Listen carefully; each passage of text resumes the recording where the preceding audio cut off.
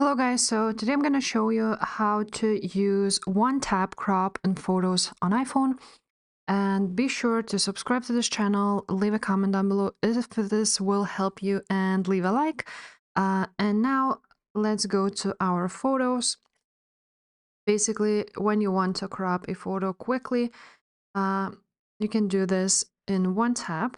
So you choose the photo you want to edit, and for example, to crop it like every single time you have to go to edit, then you have to go to crop, and only then you can crop it. But to crop it quicker, you're just basically gonna zoom in the photo, and as you can see, the crop button at the top right corner is right here, and you're gonna choose crop, and that's it.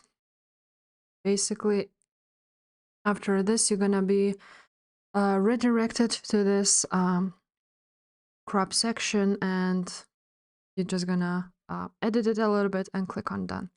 So yeah, guys, that's how you edit, that's how you crop the photo with one tap.